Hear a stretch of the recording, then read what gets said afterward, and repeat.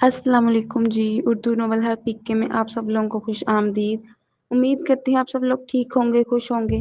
آج ہم ایک چھوٹا سا ناولٹ پڑھنے لگے ہیں جس کا نام ہے دروازہ کھلا رکھنا۔ یہ بہت ایموشنل سی پیاری سی سٹوری ہے۔ امید کرتی ہوں آپ سب لوگوں کو اچھی لگے گی۔ آپ لوگ اپنی رائے کا اظہار کمنٹ میں لازمی کیجیے گا اور چینل کو بھی سبسکرائب کیجیے گا۔ چلیں جی اسٹارٹ کرتے ہیں۔ یہ گلیاں، یہ رستے مجھے یوں ازبر تھے کہ میں آنکھیں بند کر کے بھی چل سکتی تھی، بلکہ ہمیشہ مسجد کا موڑ مڑتے ہی بھاگتی تھی، اور اسی رفتار سے میرا دل خوشی سے بے قابو ہو کر دھڑکتا تھا۔ دوسری، پھر تیسری اور چوتھی گلی کے اختتام پر خالان جی کا گھر تھا، جس کا ایک دروازہ ہمیشہ کھلا رہتا تھا۔ میں بے دھڑک پردہ ہٹا کر اندر داخل ہوئی تو خالان جی کچن میں بیٹھی نظر آتی تھی۔ خواہ کوئی سا بھی وقت ہو، کھلے آنگن میں بچے قرآن شریف پڑھ رہے ہوتے اور خالان جی کچن میں بیٹھی کام کرنے کے ساتھ ساتھ بچوں کو سبق یاد کرنے کی تلقین کرتی رہتی۔ ان کا کچن خاصا کشادہ تھا، ادھر ادھر کئی پیڑیاں رکھی ہوئی تھیں۔ میں جیسے ہی سامنے جا کر سلام کرتی، ان کا چہرہ کھل اٹھتا اور بازو واہ ہو جاتے، تو میں چھوٹی بچی کی طرح ان کی آغوش میں سما جاتی۔ کتنے دنوں سے تمہارا چہرہ میری نظروں میں گھوم رہا تھا، میں سمجھ گئی تم آنے والی ہو، کب آئیں؟ وہ محبت کے والہانہ اظہار کے ساتھ پوچھتی۔ 5 دن ہو گئے ہیں خالہ جی مجھے آئے ہوئے۔ رجو کہاں ہے؟ میں انہیں جواب دیتے ہوئے رجو کی تلاش میں نظریں دوڑاتی۔ یہیں پھپھو کے گھر گئی ہے، ابھی بلواتی ہوں۔ اس کے ساتھ ہی کسی بچے کو پکار کر رجو کے پاس دوڑاتی، پھر مجھ سے ایک ایک کا حال احوال پوچھنے لگتی۔ سب ٹھیک ہے خالہ جی، سب ٹھیک ہے۔ میں ان کی روانی سے بولنے پر ہنستی اور ادھر سے رجو کا ہنستا ہوا چہرہ نمودار ہوتا۔ اس کا خوشی کا اظہار ایسا ہی ہوتا، الفاظ کم، ہنسی زیادہ۔ یوں ہی ہنستی ہوئی وہ مجھ سے لپٹ جاتی تو میں شرارت سے اسے گدگداتی۔ اب تمہارا کراچی کا پروگرام نہیں بنتا؟ نہیں، وہ اٹھلاتی۔ بڑی بے مروت ہو۔ میرے شکوے پر بھی وہ ہنستی جاتی، پھر کہتی، چلیں اندر چل کر بیٹھیں۔ نہیں، یہی ٹھیک ہے خالہ جی کے پاس۔ میں خالہ جی کو دیکھتی تو وہ میرا چہرہ ہاتھوں میں لے کر کہتی، بڑے دنوں بعد آئی ہو۔ بس خالہ جی، گھر کی مصروفیت کہاں نکلنے کی اجازت دیتی ہے۔ پھر یوں ہی باتوں کے دوران خالہ جی الماری کھول کر ایک کے بعد ایک شاپر نکال کر پلیٹوں میں الٹتی جاتی۔ نمکو، بسکٹ، سوہن حلوہ، چلگوزے، مونگ پھلی، جانے کیا کیا۔ ساتھ ساتھ کھانے پر اصرار، اور یہ بھی ضرور بتاتی کہ کون سی چیز کہاں سے منگوائی ہے۔ میں حیران ہوتی اور اسی دوران کھانا بھی تیار ہو جاتا، اور کھانے کے وقت تک خالو جی آ جاتے، گو کہ وہ دیکھتے تھے کہ ہمارے سامنے پلیٹوں میں بہت کچھ رکھا ہے اور کھانا بھی تیار ہے، پھر بھی پوچھتے، کیا کھاؤ گے؟ خالو جی بڑے دل والے، بڑے مہمان نواز تھے، بس نہیں چلتا تھا کہ دنیا کی ساری نعمتیں دسترخواں پر سجا دیں۔ اللہ نے انہیں نوازا بھی اسی حساب سے تھا۔ یہ سب بہت ہے خالو جی، بس اور کچھ نہیں۔ میں اپنے سامنے رکھی پلیٹوں کو دیکھ کر واقعی شرمندہ ہو جاتی۔ چکن کھاؤ گے؟ خالو جی میری بات یکسر انسنی کر کے پوچھتے اور جواب کا انتظار کیے بغیر جانے کسے پکار کر چکن لانے کا کہتے، اور پھر ہر 1 منٹ کے بعد تکے کھاؤ گے، ربڑی، دہی بڑے، چاٹ، اف، میں پریشان ہو جاتی۔ اس دوران رجو اندر دسترخواں لگانے چلی جاتی۔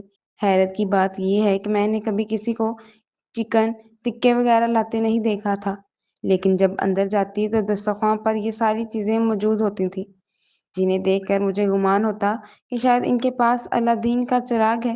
ادھر منہ سے بات نکلتی ہے، ادھر پوری ہو جاتی ہے۔ پھر کھانے پر محبت بھرا اصرار کہ پیٹ بھر کے کھانے کے بعد بھی کھانا پڑتا۔ اچانک ایک ہاتھ میری طرف بڑھتا تو میں چونک کر دیکھتی، پھر قدرے چھین کر منہ کھولتی تو خالہ جی نوالا میرے منہ میں ڈالتی۔ اتنی محبت ہر ایک کو نہیں ملتی۔ اس معاملے میں جتنی خوش قسمت تھی، شاید اتنی ہی بدقسمت کہ ہمیشہ جھولیاں بھر بھر کے سمیٹتی رہی۔ جواب میں اظہار کرنا مجھے کبھی نہیں آیا، لیکن شاید محبتیں اظہار کی محتاج نہیں ہوتی۔ میں زبان سے کچھ نہیں کہتی، البتہ میرے ہر انداز سے والہانہ پن اور عقیدت جھلکتی تھی، اور جواب میں خالہ جی کا بس نہیں چلتا تھا میرے لیے کیا کچھ کر ڈالتی۔ مجھے یاد ہے ایک بار میں گرمیوں کی تپتی ہوئی دوپہر میں گئی تھی۔ اس وقت بھی خالہ جی کچن میں موجود تھیں، لیکن مجھے انہوں نے وہاں نہیں بیٹھنے دیا۔ بہت گرمی ہے، اندر چلو، آپ بھی چلیں۔ میں ان کے ساتھ کمرے میں گئی تو رجو کے ساتھ مونا اور فری کو دیکھ کر خوش ہو گئی۔ وہ تینوں وی سی آر پر کوئی فلم دیکھ رہی تھی۔ مجھے دیکھ کر انہوں نے وی سی آر بند کر دیا اور اپنی مخصوص ہنسی کے ساتھ بولی، آپ کو گرمی نہیں لگتی؟ کیوں، میں انسان نہیں ہوں؟ نہیں۔ رجو اور میری نوک جھوک پر خالہ جی مسکراتی رہتی، پھر اسے ٹوکتے ہوئے بولتی، ایک تو وہ اتنی گرمی میں آ رہی ہے، جاؤ ستو بنا لاؤ۔ اور اس وقت برف میں گھلا ٹھنڈا میٹھا ستو حقیقتاً دنیا میں اس سے اچھی کوئی اور نعمت ہو ہی نہیں سکتی تھی۔ دل، دماغ، آنکھیں، روح تک میں ٹھنڈک اتر گئی تھی۔ اس کے بعد میں مونا اور فری کو چھیڑنے میں لگ گئی۔ میری یہ ماموزاد بہنیں اپنے آپ میں سمٹنے والی عمر میں تھیں، جب بھی مجھے انہیں چھیڑنے میں مزہ آ رہا تھا۔ فلم کیوں بند کر دی؟ لگاؤ نا، میں نے فری کے بازو میں چٹکی کاٹتے ہوئے کہا تو وہ جھینک کر بولی، باجی وہ اچھی نہیں ہے۔ جیسی بھی ہے۔ میں نے اٹھ کر ٹی وی اور وی سی آر آن کر دیا، پھر ان دونوں کے پیچھے خالہ جی کے پاس بیٹھ کر ان سے باتیں کرنے لگی۔ مجھے فلم نہیں دیکھنی تھی، لیکن جہاں فری کو فارورڈ کا بٹن دباتے دیکھا تو فوراً ٹوکا، یہ کیا کر رہی ہو؟ دیکھنے دو باجی۔ فری اور مونا کا شرمیلا احتجاج میری ہنسی میں دب جاتا۔ مجھے لجاتی ہوئی لڑکیاں بہت اچھی لگتی تھیں۔ میں انہیں مزید چھیڑتی، تم آنکھیں بند کر لو، میں دیکھوں گی۔ اور خالہ جی میری شرارت پر محظوظ ہوتی رہتی تھی۔ پھر جب دھوپ کی شدت میں کمی ہوئی تو خالہ جی میری مٹھی میں پیسے دباتے ہوئے کہنے لگی، فلاں دکان پر لان کے بڑے اچھے پرنٹ آئے ہیں، تم اپنے لیے لے آؤ۔ اف نہیں خالہ جی، مجھے کچھ پتا نہیں ہے، یہاں کے راستے بھی میں نہیں جانتی۔ میں نے انہیں پیسے لوٹانے چاہے تو میرا ہاتھ ہٹاتے ہوئے وہ بولی تھی، مونا تمہارے ساتھ جائے گی، جاؤ مونا، باجی کو فلاں دکان پر لے جاؤ۔ کوئی ضروری تو نہیں ہے خالہ جی، میں پھر۔ اور خالہ جی کہاں سنتی تھی، میرے لیے ان کی محبتیں بہت تھیں، اور وہ تحائف کی صورت میں ان میں مزید اضافہ کرتی رہتی۔ پھر بھی ان کا دل نہیں بھرتا تھا، اور میں یوں ہی تو نہیں مسجد کا موڑ مڑتے ہی بھاگنا شروع کر دیتی تھی۔ اس ساری زمین پر اگر کوئی جنت نظیر گوشہ تھا تو وہ خالہ جی کا گھر، جس کی در و دیوار تک میں محبت کی خوشبو رچی بسی تھی۔ ایک انوکھا سا احساس ملتا تھا، تپتی ہوئی دوپہریں ہوں یا قہر میں ڈوبی شام میں۔ اس قہر کی فضا کبھی نہیں بدلی تھی، نہ چاہتوں میں کوئی کمی ہوئی، بلکہ وقت کے ساتھ ساتھ اضافہ ہوا۔ پھر رجو کی شادی ہو گئی، اور میں باوجود شدید خواہش اور کوشش کے اس کی شادی میں نہیں جا سکی تھی، جس کا ملال مجھے یوں زیادہ تھا کہ وہ خالہ جی کی اکلوتی اولاد تھی۔ اور پھر جب جانا ہوا تو رجو کی گود میں پیاری سی بچی کھیل رہی تھی۔ یہ بھی اچھا تھا کہ رجو کا گھر خالہ جی کے گھر کے قریب ہی تھا۔ دن میں کام کاج کے دوران وہ بچی کو خالہ جی کے پاس بھیج دیتی تھی۔ کا قریب ہونے کا یہ بڑا فائدہ ہوتا ہے۔ مجھے پھپھو کی بات یاد آئی، رجو سے کہتی تھی، جتنے بچے پیدا کرنے ہیں ایک ساتھ کر لو، بڑے آرام سے پل جائیں گے۔ کیسے پھپھو؟ میں نے بے دھیانی میں پوچھا تھا۔ ارے کون سا جان کھپانی پڑتی ہے، سارا دن تو بچی خالہ جی کے پاس رہتی ہے۔ پھپھو کی وضاحت پر میں نے شرارت سے رجو سے پوچھا تھا، کیوں رجو، کتنے بچے؟ جتنے اللہ دے گا۔ اور پھر ایک کے بعد ایک خالہ جی کے آنگن میں رجو کی 3 بیٹیاں کھیلنے لگی تھیں، اور خالہ جی کی محبت سب کے لیے ایک سی تھی۔ ایک پل کو مجھے لگا جیسے میں پس منظر میں چلی جاؤں گی، لیکن خالہ جی کے بازوؤں میں سمٹتے ہی اپنی ایک پل کی سوچ پر بے حد نادم ہوئی تھی۔ ان کی آغوش میں محبت کی وہی نرمی گرمی تھی، رقیب برابر بھی تو کمی نہیں ہوئی تھی۔ شاید کچھ لوگ صرف محبتیں لٹانے ہی کے لیے پیدا ہوتے ہیں، اور خالہ جی انہی لوگوں میں سے تھی۔ میں پورا سال ایک دن کا انتظار کرتی تھی، جب خالہ جی کے گھر جانے والی پہلی گلی میں قدم رکھتے ہی میرا بچپن لوٹ آتا تھا۔ پلک جھپکتے میں ساری گلیاں پھلانگ جاتی تھی، لیکن آج میرے قدم اٹھ کے نہیں دے رہے تھے، جبکہ پورے 2 سال بعد آئی ہوں۔ مسجد کے موڑ تک بمشکل خود کو گھسیٹا، اس کے بعد آنکھوں کے سامنے دھند چھانے لگی تو میں نے خود کو مسجد کی دیوار کے ساتھ ہرا دیا، اور बेबसी से सामने देखा तो धुंध की चादर से खाला जी का चेहरा झकता हुआ महसूस हुआ। खाला जी, मेरे होंठों ने बेआवाज जंबश की और मेरा जहन फिर कहीं पीछे भटक गया। 2 साल पहले जब मैं आई थी तो हमेशा की तरह खाला जी के पास किचन में बैठकर ढेरों बातें की थी। इससे अगले रोज मेरी कराची वापसी थी और खाला जी बतौर खास कराची ले जाने के लिए मुझे सोहन हलवे का डब्बा जरूर दिया करती थी।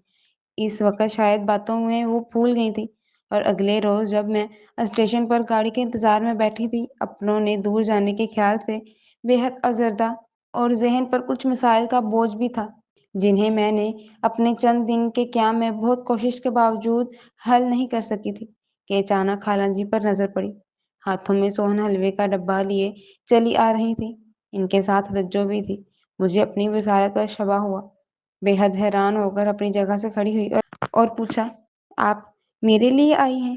अल्लाह दी कसम है बाजी, हम आपके लिए आए हैं। रज्जो ने कहा तो मैं खाला जी को देखा और वो सोहन हलवा का डब्बा मुझे थमाते हुए बोली, तुम्हारा हलवा रह गया था। मैंने रज्जो से कहा, चलो आओ दे आए। उफ, पता नहीं ये कौन सा जज्बा था जिसकी शिद्दतों ने मेरी आंखें नम कर दी थी। खाला जी को अपनी जगह पर बिठाया और खुद इनके पैरों के पास बैठ गई। सच तो ये है कि मैं इस मोहब्बत की देवी के चरणों में बैठने की काबिल भी नहीं थी। पता नहीं वो किस हिसाब से मेरा दामन भरती चली आ रही थी। क्या बात है, उदास क्यों हो?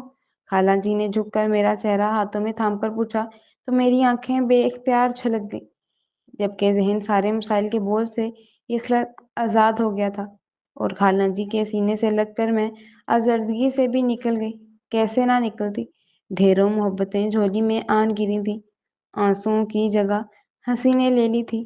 कितनी शांत हो गई थी और मुझे क्या मालूम था कि सारी खुशियां मेरे साथ करके खुद किस सफ़र की तैयारी कर बैठी हैं। शायद इन्हें पता था कि अगली बार जब मैं आऊंगी तो वो मुझे यूं रुखसत करने तो क्या मेरे इस्तकबाल को भी मौजूद नहीं होंगी। अम्मी, चले ना? बच्चे ने मेरा हाथ पकड़कर हिलाया तो मैंने चौंक कर पूछा, कहाँ? खाला जी के घर। हाँ, मैंने पलकों तक आई नमी उंगलियों पर समेटी और बच्चे का हाथ थाम कर चलने लगी। पता नहीं फासला इतना तवील कैसे हो गया था। शायद मेरे कदम रुक रुक कर उठ रहे थे। हमेशा की तरह खाला जी के घर का एक दरवाज़ा खुला था, लेकिन मैं हमेशा की तरह बेधड़क अंदर दाखिल नहीं हो सकी, बल्कि दिल चाहा यहीं से पलट जाऊं कि अंदर वो मेहमान मोहब्बत करने वाली हस्ती नहीं थी। ममा रज्जो का ख्याल आने पर मैं तड़प कर अंदर दाखिल हुई तो दिल पर शदीद चोट पड़ी कि सामने के दोनों दरवाजे बंद थे, यूं जैसे खाला जी के बाद किसी को वहां जाने की इजाजत ना हो। मैंने बमुश्किल इन बंद दरवाजों से नजरें हटाकर कमरे का रुख किया तो अंदर से आती रज्जो जो एकदम मेरे सीने से लगी थी। काश हमारे आंसू खाला जी को वापस ला सकते तो खुदा की कसम हम अपना वजूद आंसू आंसू कर देते। बेचारे खालू जी अपनी रफीके हयात की गम में बिस्तर से जा लगे हैं और जो एक एक मिनट पर पूछते थे, चिकन खाओगे? टिक्के रबड़ी और सब हाजिर कर देते। वो चाय तक नहीं पूछ सके। रज्जो कहती रहेगी, लेकिन मैं बंद दरवाजों से ऐसी खाइफ हुई थी कि इसे उठने नहीं दिया। नहीं रज्जो, इस वक्त कुछ नहीं, चाय भी नहीं। जबकि मेरा दिल एहतजाज कर रहा था, चीखना चाहता था, ये दरवाजे बंद क्यों हैं? खोल दो इन्हें। वो मोहब्बत की देवी अंदर कहीं मौजूद होगी। मेरी बेटियां पूछती हैं, अम्मी कब आएंगी? रज्जो बता रही थी और मेरी नजरें इसकी मासूम बच्चियों का तवाफ करने लगी, जिनकी खूबसूरत आंखों में इंतजार की शम्में रोशन थी, जिन्हें वक्त का कोई लम्हा यूं बिझाएगा कि इन्हें पता भी नहीं चलेगा, क्योंकि ये बहुत छोटी और मासूम है। जिन मोहब्बतों को अभी इन्होंने ढंग से पाया ही नहीं था, इन्हें खोने का दुख ऐसा तो ना था जो हमारे अंदर आन ठहरा था। मैं चलती हूँ रज्जो, फिर आऊंगी। मैं अचानक उठ खड़ी हुई तो रज्जो ने खामोश नजरों से मुझे देखा और कुछ कहे बगैर मेरे साथ बरामदे तक आई, फिर रुक गई और मैंने बहुत चाहा कि किचन के बंद दरवाजे से नजरें चुरा कर निकल जाऊं, लेकिन मेरी नजरें शायद खाला जी की तलाश में बेख्तियार इसी दरवाजे पर जा ठहरी। अगले पल मैं पलट कर रज्जो के सीने से जा लगी। रज्जो, अगली बार जब आऊं तो ये दरवाजा खुला रखना। बाजी, अम्मी नहीं है। वो फूट फूट कर रोने लगी और मैं इसे चुप नहीं करवा सकती थी। मुझे अपने आंसुओं पर इख्तियार नहीं था। जाने मोहब्बत के बाप अब इतनी जल्दी क्यों बंद हो जाते हैं।